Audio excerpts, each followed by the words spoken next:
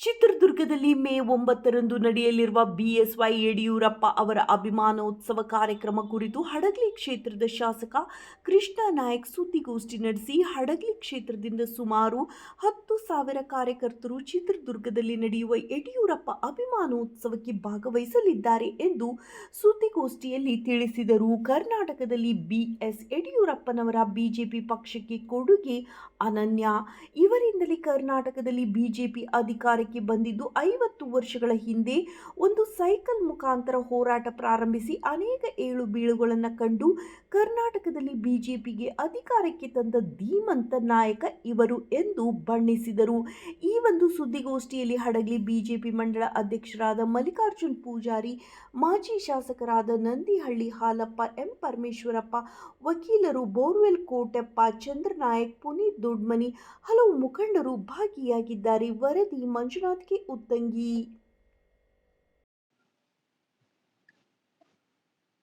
ರೈತ ಕುಟುಂಬದಲ್ಲಿ ಹುಟ್ಟಿ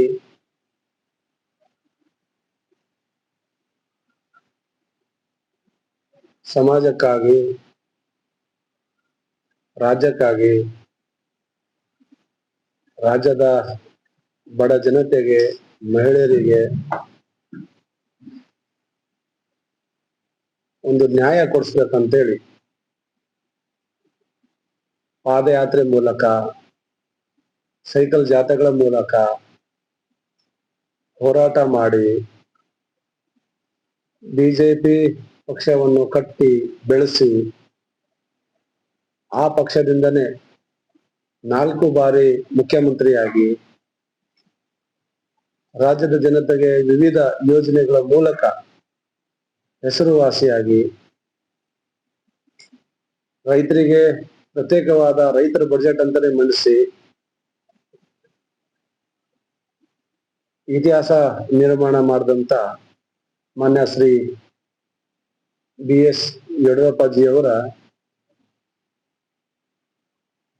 ಸುಮಾರು 50 ವರ್ಷದಿಂದ ಮಾಡಿದಂತ ಹೋರಾಟ, ಅವರ ಹೋರಾಟಗಳಿಗೆ ಇಂದಿಗೆ 50 ವರ್ಷಗಳು ತುಂಬಿತಾ ಇದ್ದಾವೆ. ಹಾಗಾಗಿ ರಾಜ್ಯ ತುಂಬ ಅವರ ಅಭಿಮಾನಿಗಳು, ಅವರ ಹಿತೈಷಿಗಳು ಒಂದು ಅಭಿಮಾನೋತ್ಸವ ಕಾರ್ಯಕ್ರಮವನ್ನು ಹಮ್ಮಿಕೋಬೇಕಂತೇಳಿ ಇದೇ ಶನಿವಾರ ಚಿತ್ರದುರ್ಗದಲ್ಲಿ, ಅಂದ್ರೆ 9ನೇ ತಾರೀಕು ಚಿತ್ರದುರ್ಗದಲ್ಲಿ ಬೃಹತ್ ಕಾರ್ಯಕ್ರಮವನ್ನು ಹಮ್ಮಿಕೊಂಡಿದ್ದಾರೆ.